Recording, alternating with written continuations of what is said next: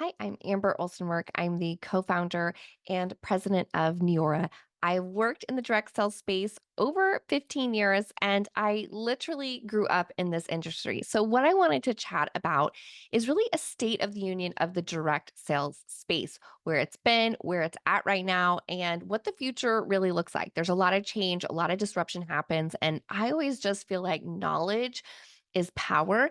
And so to really understand the dynamics that are at play so that people can really feel confident and excited and clear about the future of this space. Because I truly believe for the companies and the individuals that are doing it the right way, it is a incredibly exciting time. So my introduction to this industry, I was 5 years old when my parents got started as distributors in this space, and they, built their business, and it literally changed our lives. It changed the dynamic of our life, it changed future generations for our particular family. But what I loved is it wasn't just about what it did for us. I also saw it do the same thing for so many other families, and the change that an opportunity that it gave them, a truly an equal playing field for everybody.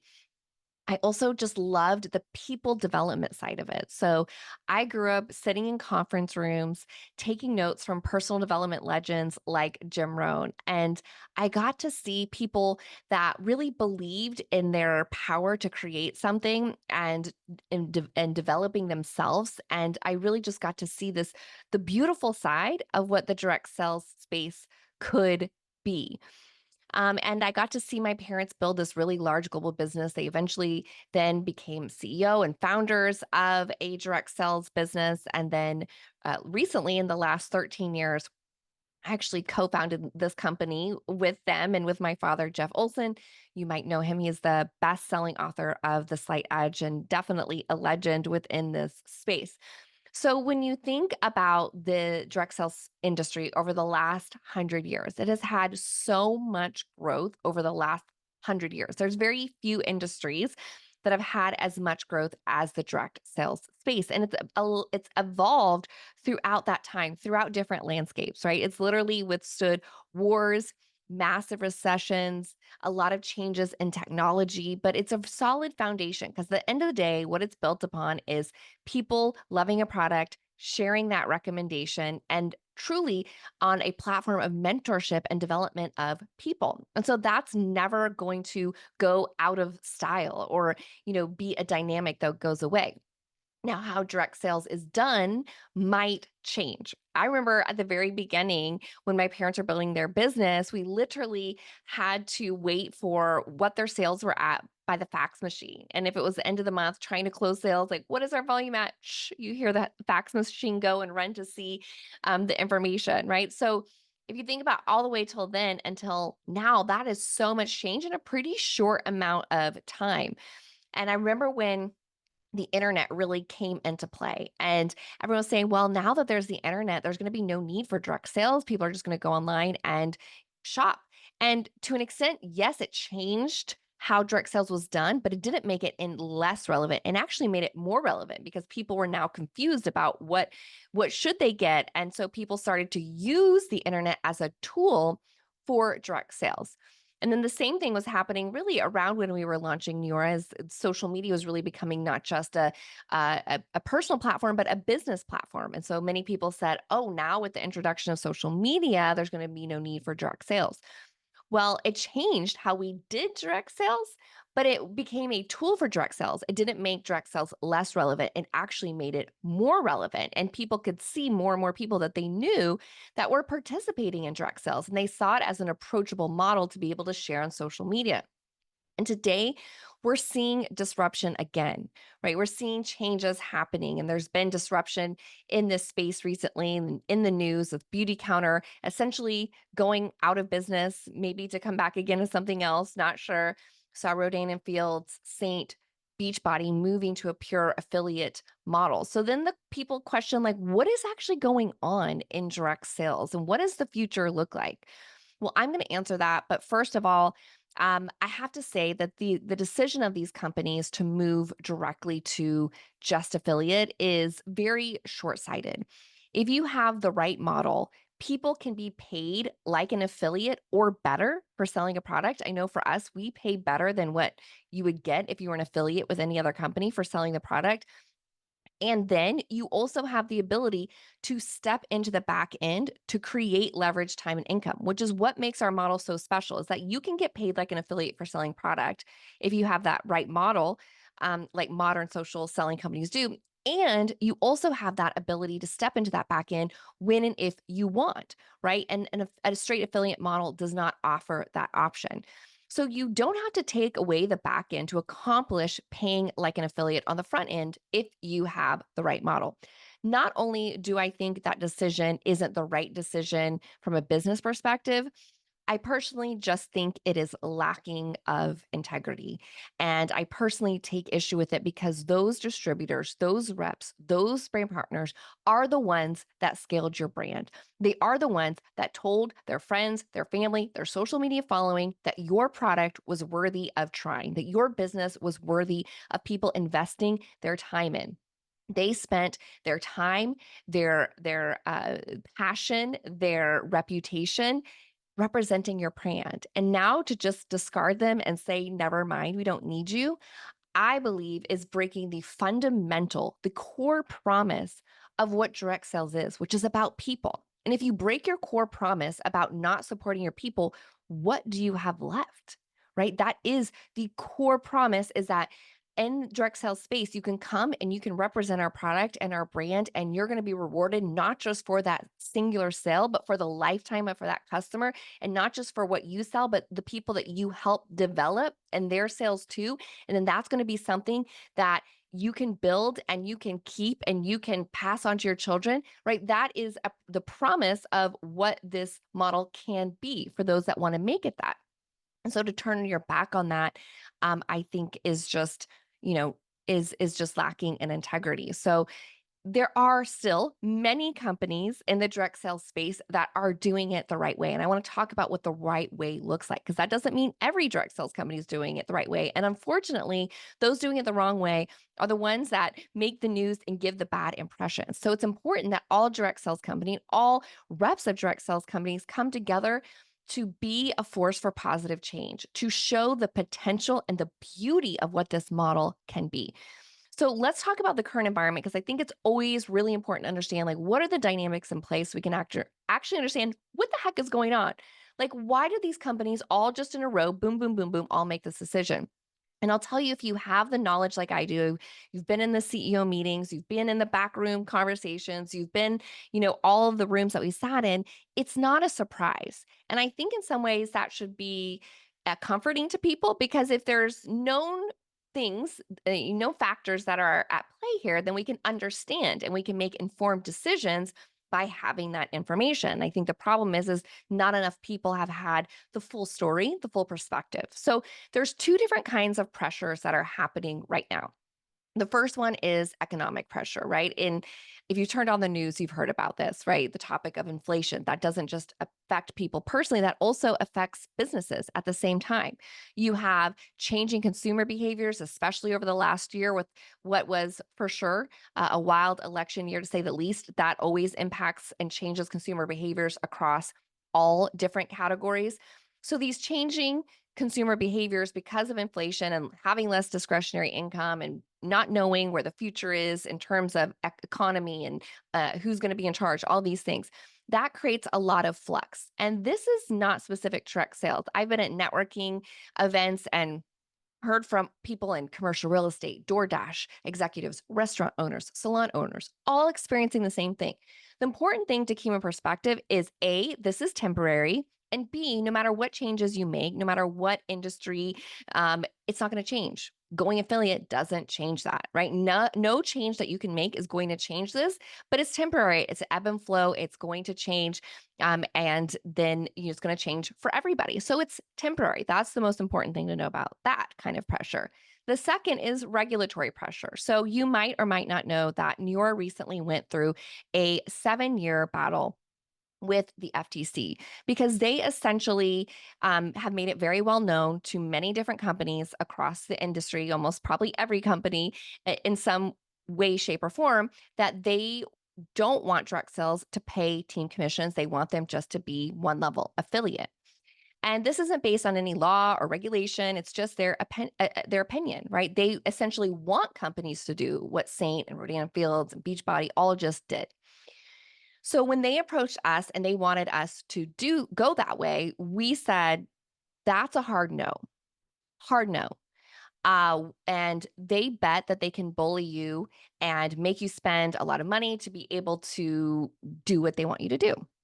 So we wouldn't back down because, again, what I believe is at the end of the day, our core promise was that we would stand behind our brand partners and we would protect their business and we would create something that was long term and sustainable for them. And so we took it all the way in front of a federal judge. We're the first company ever to do that. And we won full stop, full out. So now we have in writing that we never have to go to just affiliate. And we're the first company to ever achieve this. And we're really proud of that. But our case was very publicly known in the direct sales space. Every single a direct sales executive knew about our case. At conventions, we would update everyone on where we were at and just really trying to help people understand this landscape. So they were seeing what was happening to us. They saw what happened with Advocare, right? Advocare ended up acquiescing to the FTC demands. And Advocare was at these same conventions, vocally sharing how they were more profitable since switching to affiliate only, which, yes, at first, that's what's going to happen because you're cutting out one of your biggest expenses, which is the commissions to your field. But then that quickly erodes over time as distributors quit and you don't have a way to really bring in new ones effectively. So it's very short sighted, and anyone who understands the industry well understands this. But you have a lot of executives that simply don't understand this industry, and that is a problem. So you have executives that don't really understand this industry. They're seeing what's happening to us. They're hearing Advocare say, oh, it's more profitable to be affiliate. And they see the regulatory pressure of, um, of what the FTC wants. And so here's what I believe is pressure breaks what was weak to begin with and strengthens and fortifies what is strong. And I think that's what we're seeing now. We're seeing that the pressure is breaking the executive teams, the leadership that never really was committed to their field, to the model.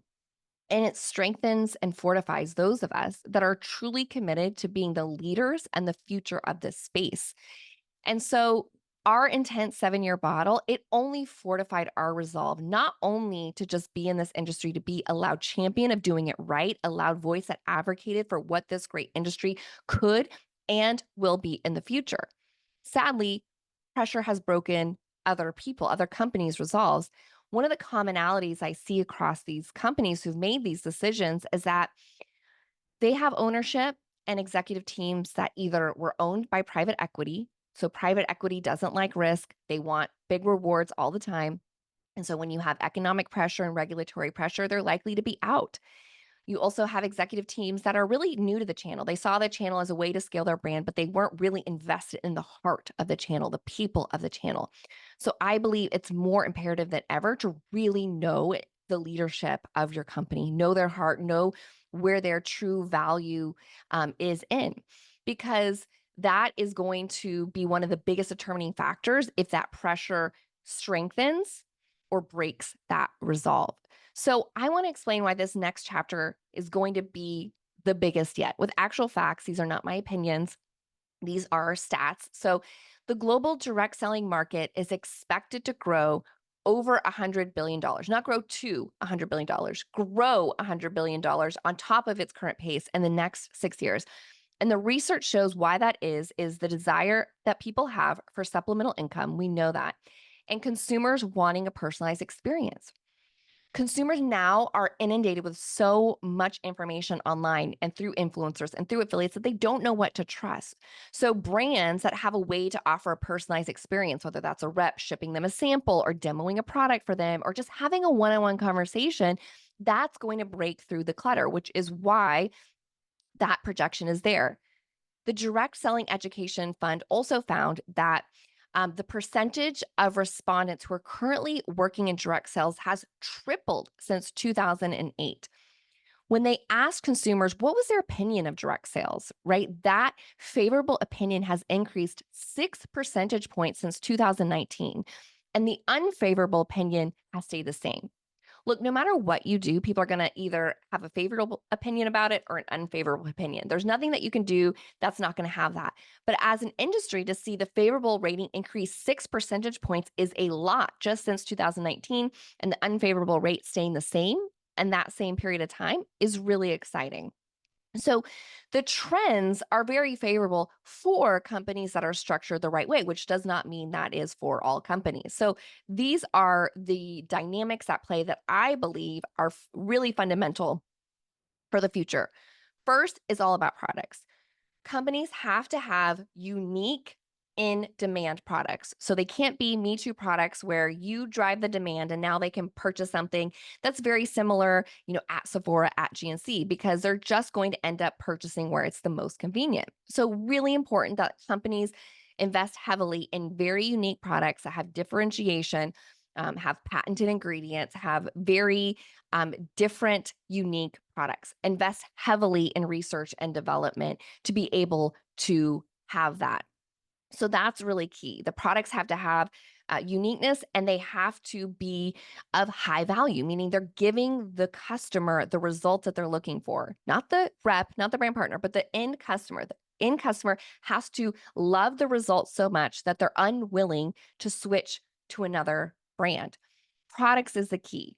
For us, over 80% of our revenue comes from true customers, customers that have never sold our product, represented our brand in any way, except for just shopping as a customer. This is really key. The product then leads to customer acquisition. And this is why we're able to be so successful in our case, is that our customer acquisition model is the core part of our entire company. So we deliver the product directly to the customer, just like an affiliate would, right? There should be no reason that a brand partner should have to carry that inventory and resell it. I believe that is old kind of model. The new model is everyone has a referral link. They share that referral link. Somebody places an order, they get paid, we ship the product, and we take care of all of the, other attributes.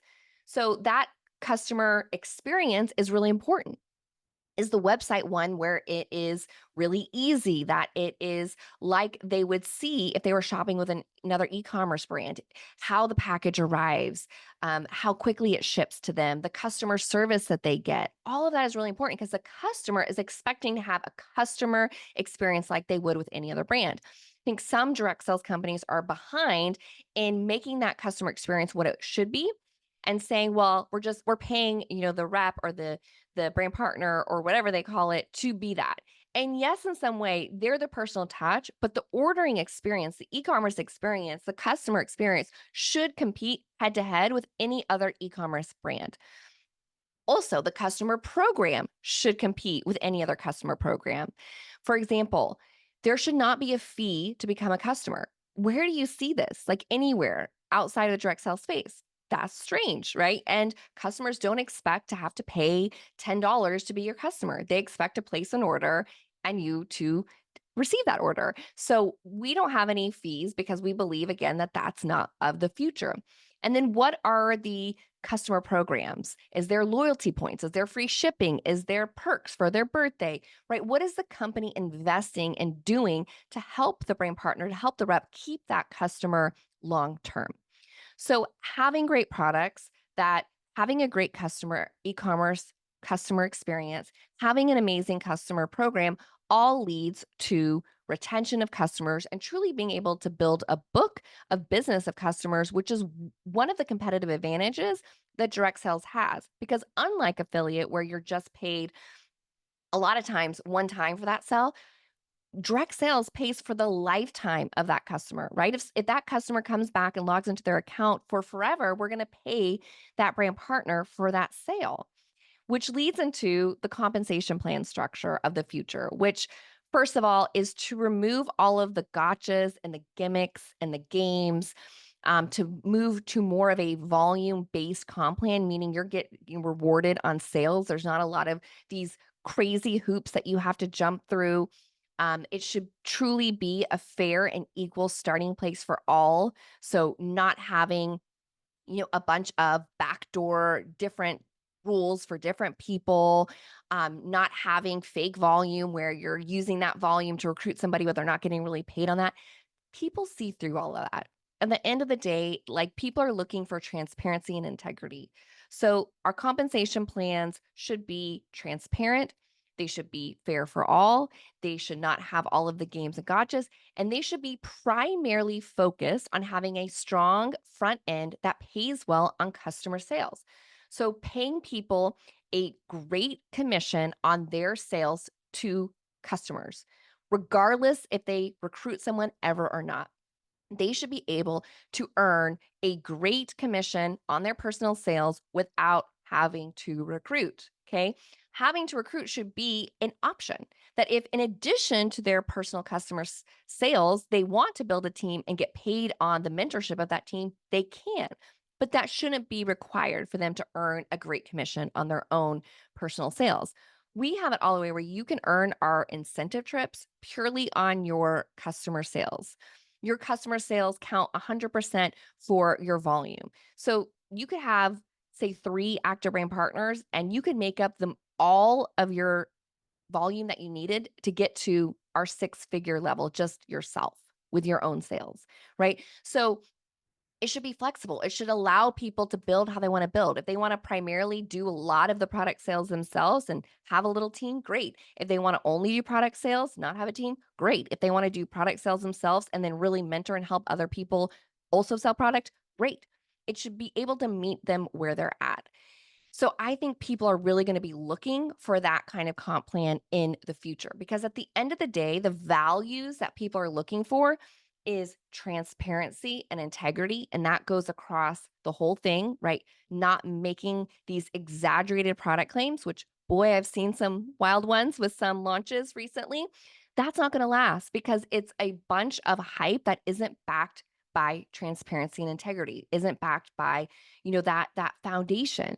Transparency and integrity in the comp plan, transparency and integrity through the executive team and their commitment to their people. And all the transparency and integrity leads to security of knowing that your company, your executive team, your leadership team, your field leadership team is there for the long haul to build something that is not only rewarding in the now, but is sustainable for the future. Look, what people actually want is an advantage for direct sales right now. People are wanting supplemental income, but they're wanting it in a way that is transparent, with integrity, simple, flexible how they do it. All of that the direct sales space can answer, but you have to have the right model. Customers are wanting a great customer experience. They're wanting personalized attention. They're wanting to be able to experience the products before they buy. They're wanting high touch service. This is where we excel.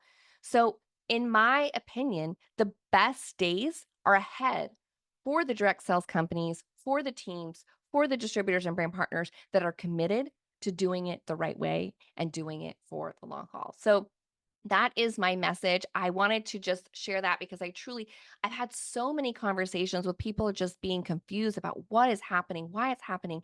And when I share this knowledge with them, they feel empowered. They feel empowered to understand the dynamics in play.